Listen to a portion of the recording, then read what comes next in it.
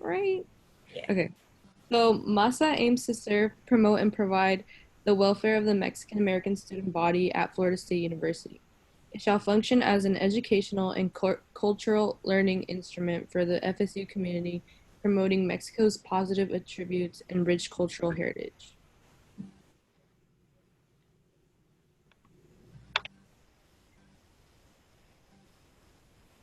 So the dish that we will be having today is pozole.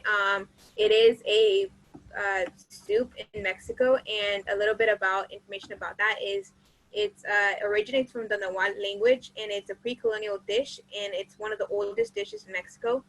Experts actually found that it was part of Mexicans' diet between 1325 and 1524. It has an Aztec indigenous tribe in Mesoamerica origins, and historical texts also mention that before, since it was prepared by the Aztecs, and if you're familiar with Aztec history, it was prepared with the flesh of sacrificed humans and eaten on special occasions. After that, the colonization of Spanish, it banned cannibalism, and human flesh was replaced with pork, which was the closest in taste to human flesh according to historical texts.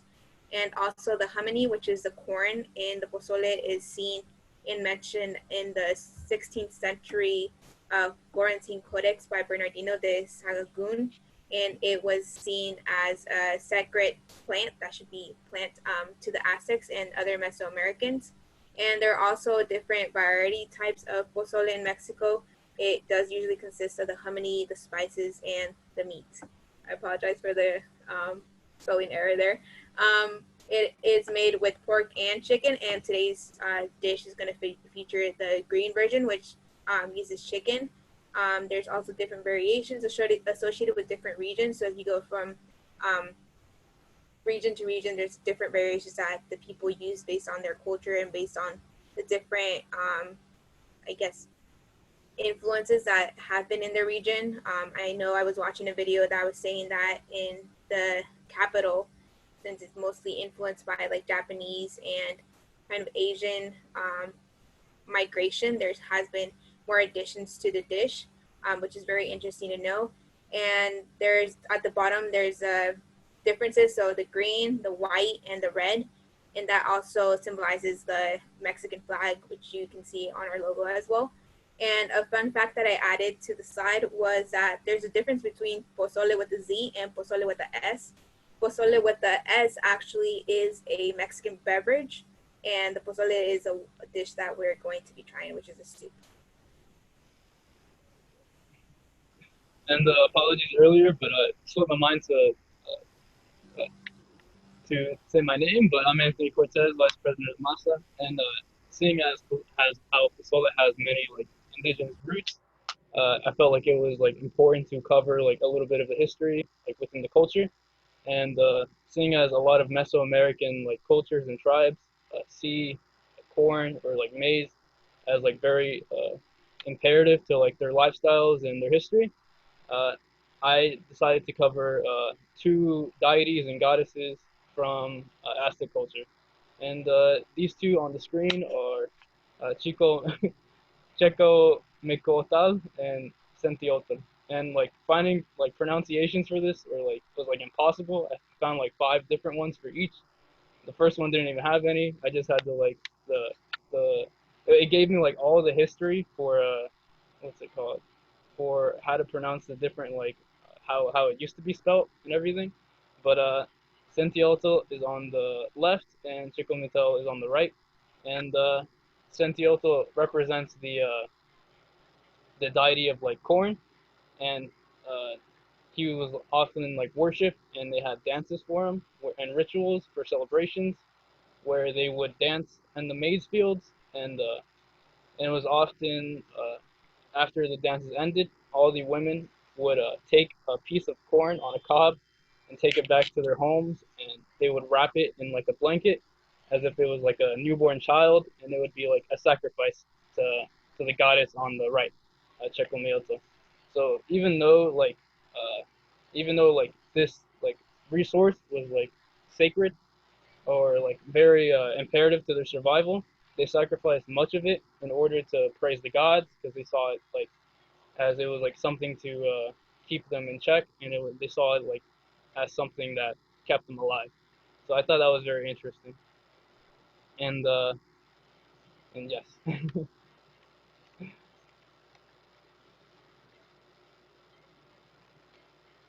and here is our Instagram and our Facebook. You can make sure to follow us there and become a MASA member. You don't have to be Mexican or have any like origination from Mexico to join. We're happy to like allow anyone to just spread the culture and like become a community.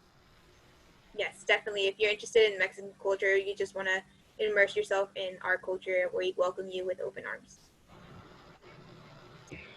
And that is the end of our presentation. Thank you. Awesome. Thank you so much. We really appreciate it. And we appreciate you sharing more about the dish and about your culture and your student organization. So without further ado, I'm going to pass it off to Chef Jesse to show us how to make the dish. Take it away, Jesse. All right. Hello, everybody. Welcome back to the Globe Kitchen. We got a great dish for you today. The soup, Pozole Verde. Pretty easy to make, some interesting ingredients, one pot dish. So let's get into it. We got the ingredients out here. I've got a few chicken breasts that were skinned. They've got the bones left in them. It's like the rib bones. You don't have to get the breasts with the bones in them, but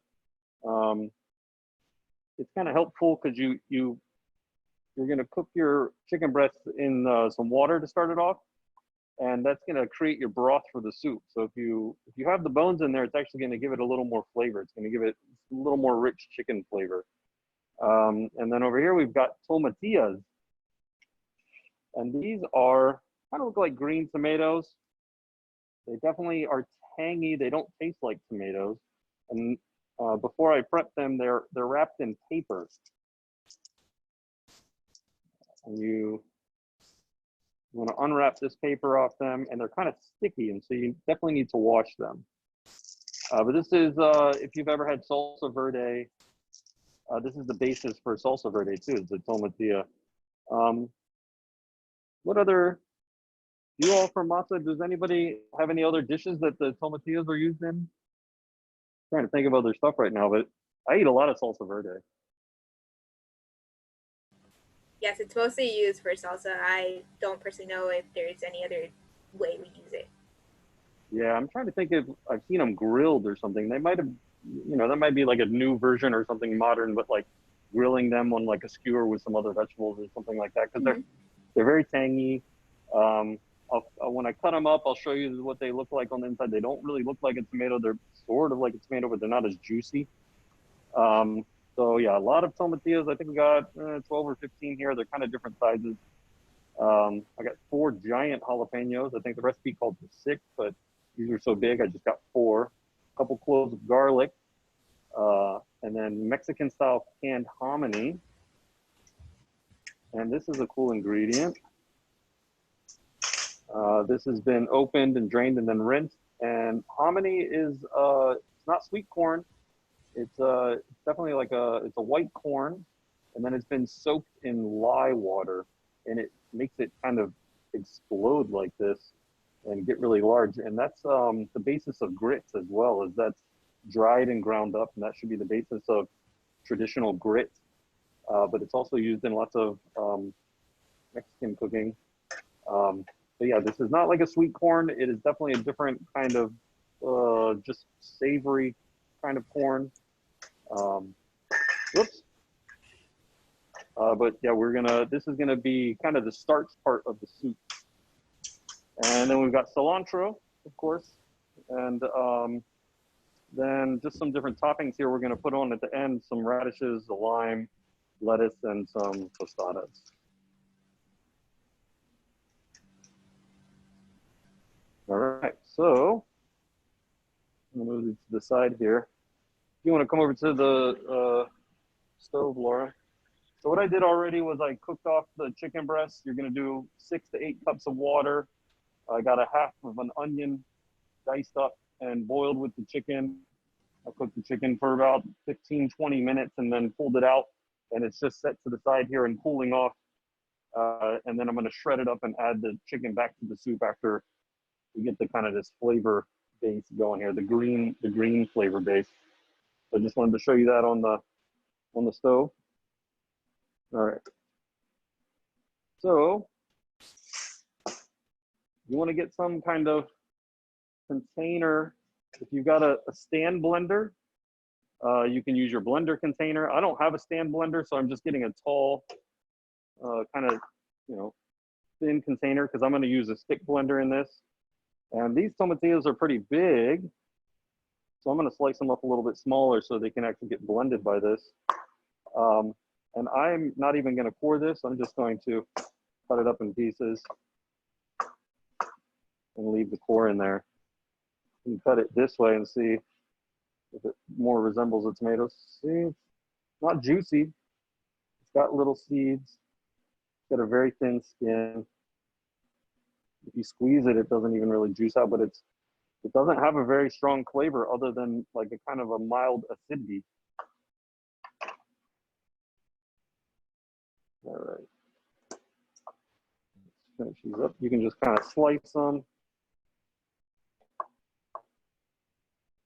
Cut them into chunks.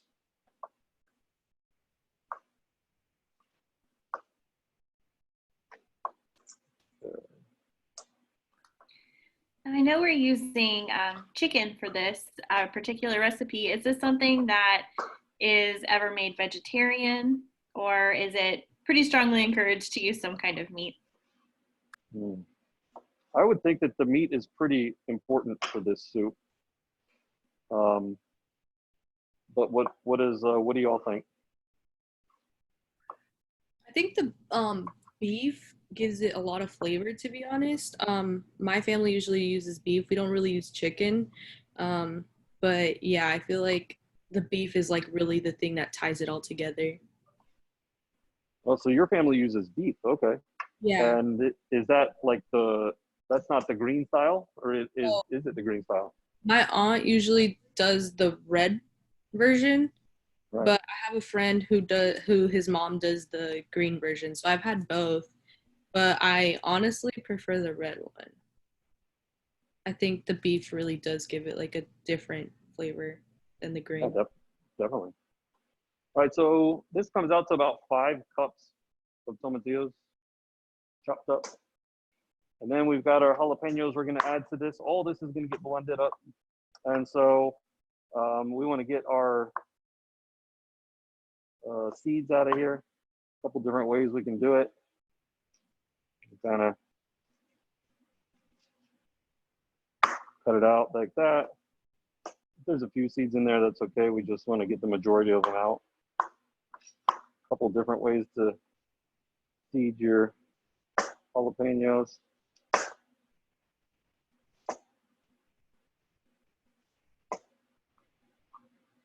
All right. So is there a particular time of year or that y'all would eat pozole, or is this kind of is it a summer dish, or? I'm glad you asked because I forgot to mention, but it's usually a celebratory, like for historic periods, and like I didn't know that, but my family usually like eats it for like any celebration, so like especially like New Year's or birthdays or like Christmas, like it's like usually like a festive dish, so, or at least within my family. Yeah, cool.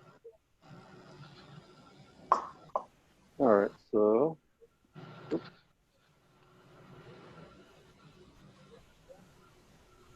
What is the main difference between like the red and green versions? And I was looking online, I see there's also like a Blanco version as well. Yeah, so the difference between it's in the sauce that's like the puree kind of. So basically with the green one, it's how Chef Jesse is doing it. It's basically jalapenos, tomatillos, and then cilantro, all the green ingredients. And then the red is actually dried peppers, and those are usually, they come out to, you also blend them. And you leave them.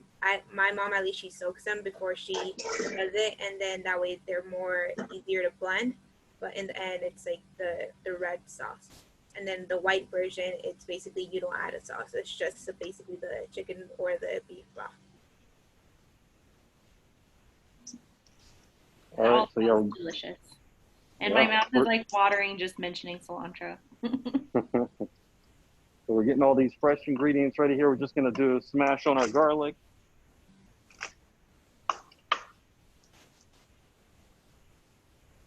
And I would cut this part out.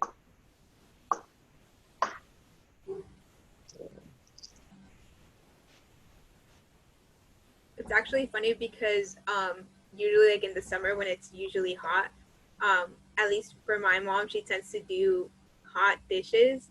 And it's like, Mom, like it's really hot outside. Why are you making a hot dish for us to eat? So that's something that's like at least kind of common. Like if you look up like Mexican memes, that's like something that is actually talked about and it's like laughed at because that's what moms usually do, make stuff that's hot in the hot weather. Yeah, supposedly to make you stronger. Maybe it helps you start sweating to cool off or something. Yeah. All right, so the cilantro here, I'm just kind of going through it. You want to wash it pretty well and just go through and make sure any of these little kind of wilting parts are out. Nice thing about cilantro is you can use pretty much all of the stem, but the stem down here, the cut end, I'm going to cut a little bit of that off.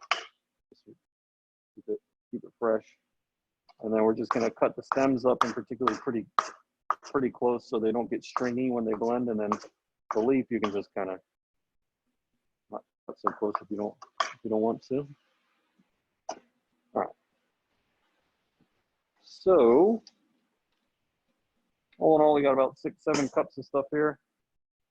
And we're going to start blending with this little blender. We'll see if we can get this going. If you're in a stand blender, what you can do is take a little bit of your broth and add it to it to help it get started. You would just add a little bit, and that little bit of liquid will help you blend it all down. That's not going to work in my case because all the liquid's going to go to the bottom and I'm starting at the top. So let's see what we got here. Let's turn it up on high.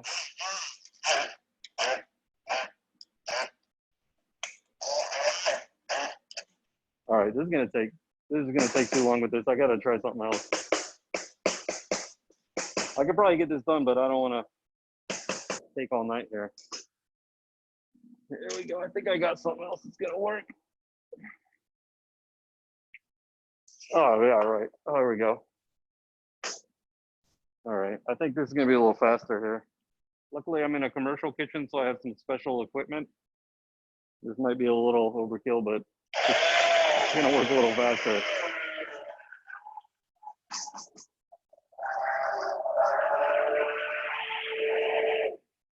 Oh, I think that got Laura a little bit. All right, let's get it going a little bit. A little bit more.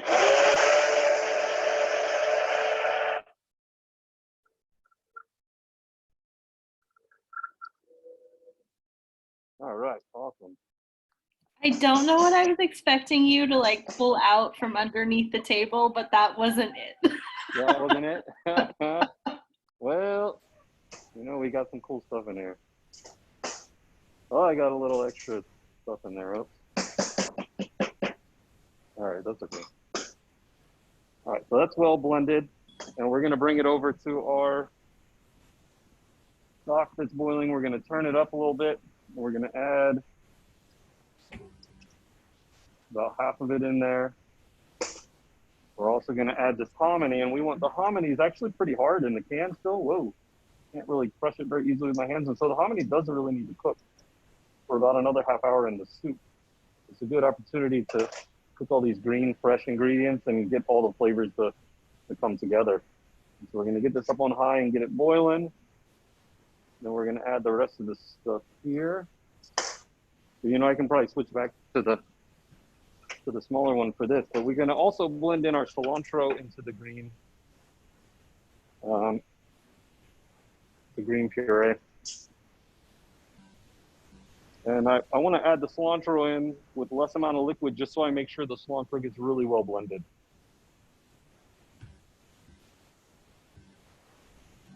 Okay.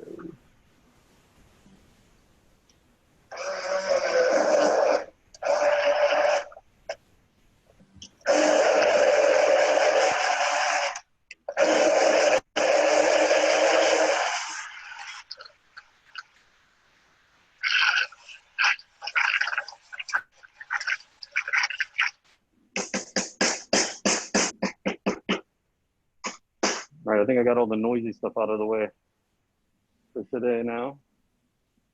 All right, so this is starting to go.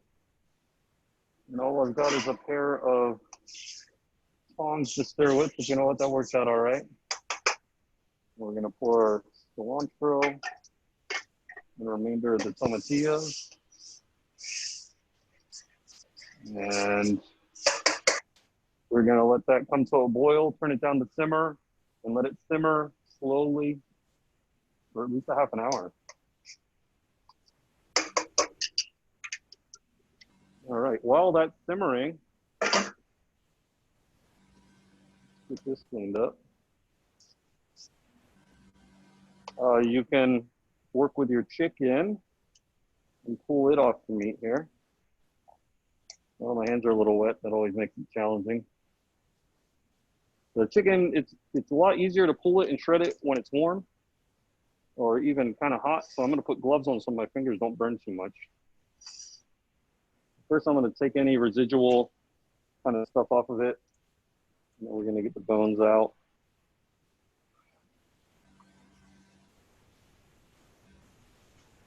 Okay.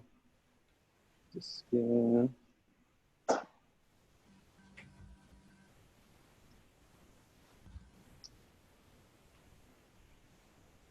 So if you were doing a red pozole with beef, what cut of beef would you use? Would it be a cut that you would shred as well?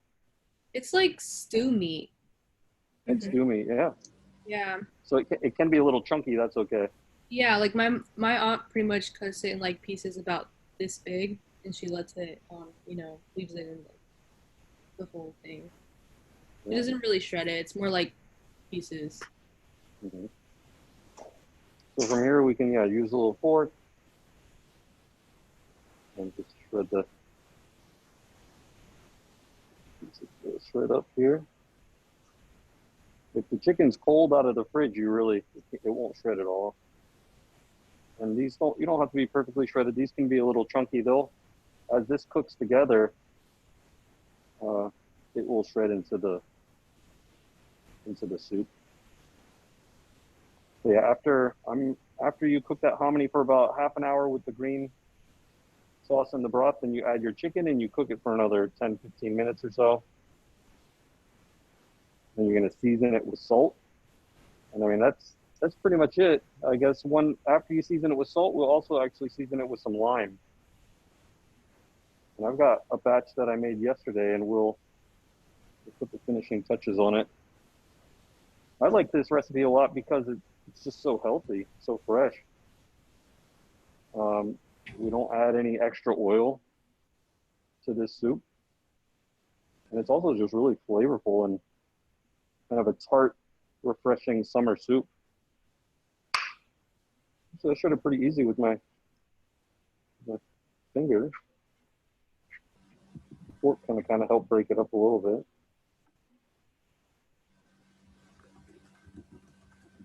Okay. Any questions out there from the audience? Anybody have any questions?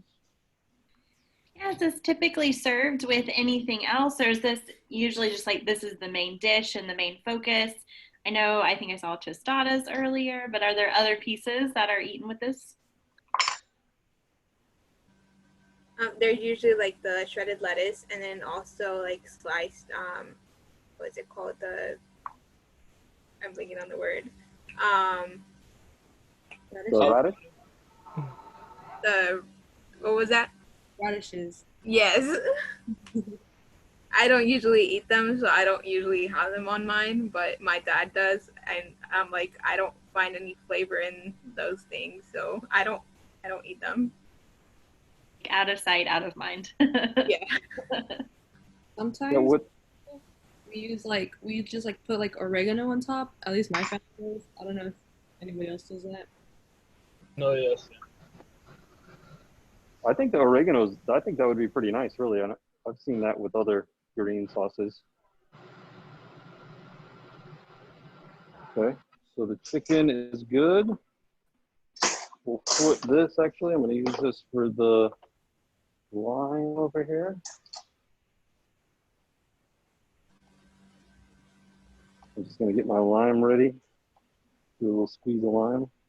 This knife is pretty dull. Gotta go sharpen this one up. It's a giant squeeze of lime. All right. So we want to bring it back over. That is boiling pretty strong.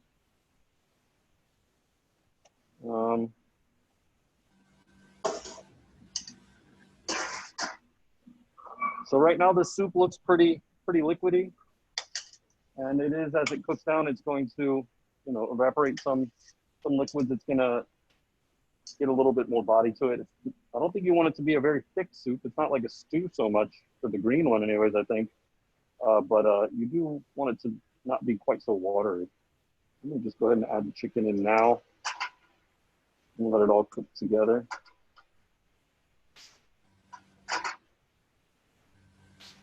Okay. All right. Take these gloves off. So the one I was working on yesterday, right here. I'm gonna grab my ladle. Cooking TV magic. Yes. So you see the green color really kind of gets a little bit darker. The chicken shreds into it really nicely here. And then the hominy kind of is down on the bottom, but it's in there, and it even expands out a little bit more. And kind of adds a nice corn kind of and firmer texture to the soup. Nice corn flavor. There we go. Yeah, I want to point out that usually, like in Mexican families, since they're like really like big, we usually have like the cans that we use is like, much bigger, so it lasts us for like maybe 2 days. But like after, on the second day, it kind of, I don't know, for some reason it just tastes better. It's called, usually what we call it's called recalentado, and that's, I don't know, there's some science behind it. I'm assuming that it tastes so much better on the second day. Yeah, and so for the topping of the lettuce, you put the lettuce right on top of the soup? Mm-hmm. Yeah, so let's do a little lettuce here. We have some comments in the chat box saying people wish that they could taste it. And then for the tostadas, you just put them on the side, or would you break them up and put them in, or how would you do the tostadas?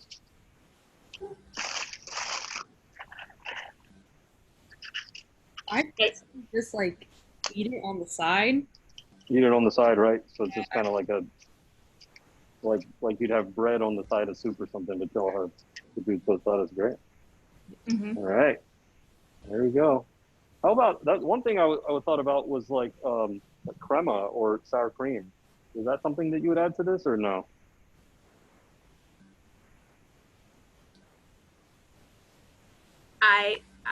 I don't know. I haven't tried it like that. You haven't tried it like that? Yeah, No. I've never tried it with sour cream. Yeah, personally, it's really good. Although I know my mom has tried it once where she put the sour cream on the tostada and then she bit it and then she like had a spoonful of pozole. That was something that Oh, she did. yeah. Well, that sounds good. All right, so maybe there's a way to incorporate it. Yeah. To your taste. Okay. All right, well, thanks so much for joining us today. Hope you all learned something about pozole. And I will see you back again next week. And back to you, Michelle. Awesome. Thank you so much, Chef Jesse. Thank you. And thank you to the